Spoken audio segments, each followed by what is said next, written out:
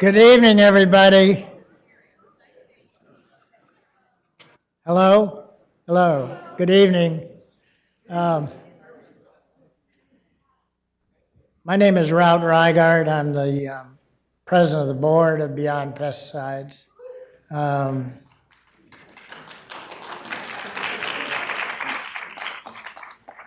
not near as famous as Jay Feldman. But I'm really excited about this conference. As I guess I should say, I am about all our conferences. Every year is exciting. Every year it's a bit different. When Jay proposed that we come to Irvine, I said, hooray. I think that's a really nice place to go. And I said, a few years ago, I was at a conference at this really nice place called the Beckman Center at UC Irvine. So I said, Jay, you got to have it at the Beckman Center. And I think those of you that weren't previously familiar with it, this is a gorgeous venue with for me, a very good, relaxing feel. I love being here. But at any rate, welcome everybody. We're excited about tonight. We're excited about all of tomorrow. And we also, I think, enjoyed the talks leading up to this session. But welcome all of you. I'm very excited. And as several people have said, I hope everybody will come away from this conference with a great deal of optimism and energy to move us into a better future with less pesticides, beyond pesticides.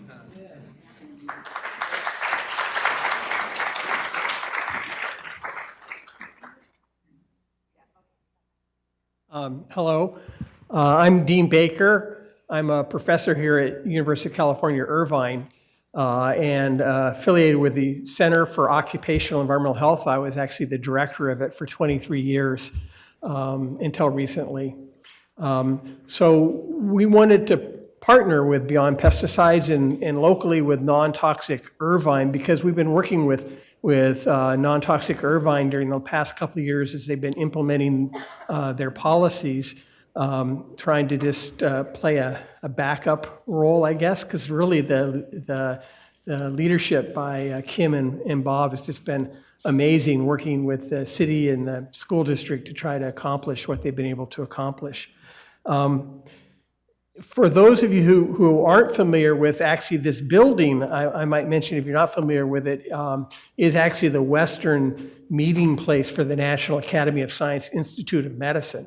And they decided to place it on the UC Irvine campus.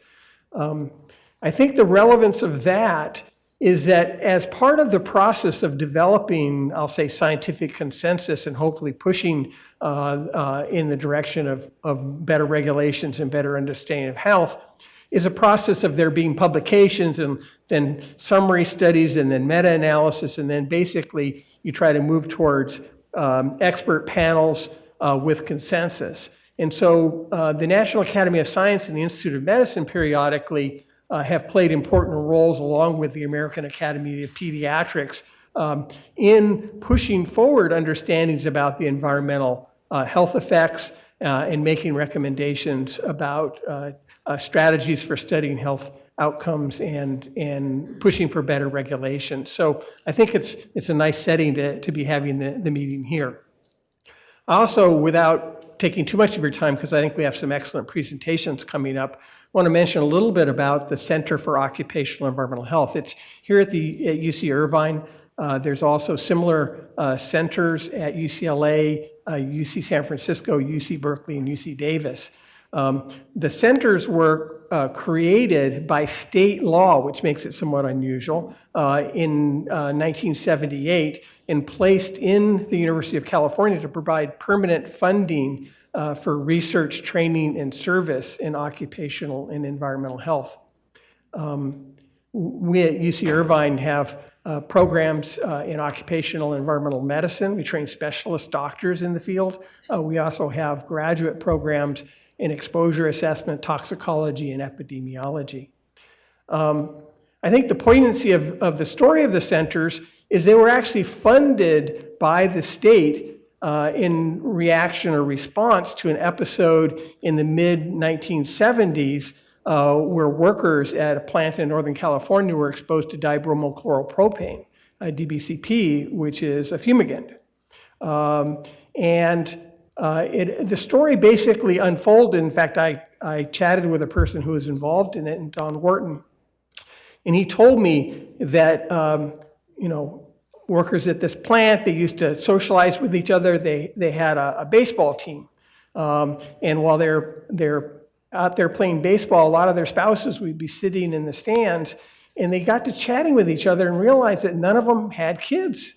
They hadn't had kids for a while. And they thought this was unusual, and they talked to some public health officials and others, and they came in. They started to do an investigation and tested the men, and they found out almost everybody that had worked there for a year or more either had no sperm or very low sperm, and were virtually all sterile. They did some research on it, and turned out DBCP was made in this plant, and that Dow had done work. Dow and Shell had both been manufactured. They had done research that had come out and actually been published in obscure journals in the early to mid-1950s, 25 years earlier, that showed in animal toxicology studies that there was atrophied testicles and sterility in male animals that had been exposed to this pesticide. But it was industry-sponsored research. It never made it into the broader literature. This led to, as you might imagine, somewhat outrage in the state, and eventually led the state legislature to say we have to have public funding for more of this research, and we need to train more professionals in the field. So our center, which has now existed since the late 70s, really came about because of a pesticide and an unfortunate history about its use and misuse in hiding the adverse effects from the public. So I think it's quite appropriate that our center would be a co-sponsor of this. But sorry for a somewhat sad story, but the research did lead to banning of the use in the United States, at least by 1979. I know there's a couple of people from Hawaii, as per usual. It was allowed on pineapples for a couple of more years in Hawaii before it was finally banned there. And then to continue the story, it was allowed in Central America on banana plantations, and there's been legal lawsuits going on until really quite recently about the exposure of workers in Central America to that. So it can be banned in the United States, but it can still be manufactured and exported and stuff. So there's a long, gory history, and we'll learn more about those histories as the conference unfolds. But I wanted to welcome you on behalf of the Beckman Center, on behalf of the University of California, Irvine, and behalf of the Center for Occupational and Environmental Health. So thank you.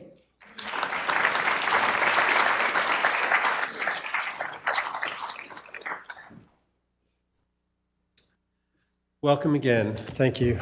And thank you, Jean and Routt, for the warm welcome to everybody. This is an event that we cherish because we feel that it is critical that as we do advocacy, that we're informed by science and transparency and full information. So that is our goal, to inform the debate as communities engage in that debate as we go forward. All I can say, folks, is I think we're starting to win in a big way. I think, I do. And I think that it's because of folks like you that are engaging and bringing this information forward. And this is not, when I say advocates, these are advocates in academia, these are advocates as parents, these are advocates that are working in businesses, who care about their customers and care about their communities. These are, advocates that are working throughout the community. So that cross-section and cultivation of relationships and bridging of interests, I know we as an organization are always, our goal is to bridge the interests of farmers and consumers those who are transitioning away from toxic chemical use. So with that, let me start the introductions to this incredible evening.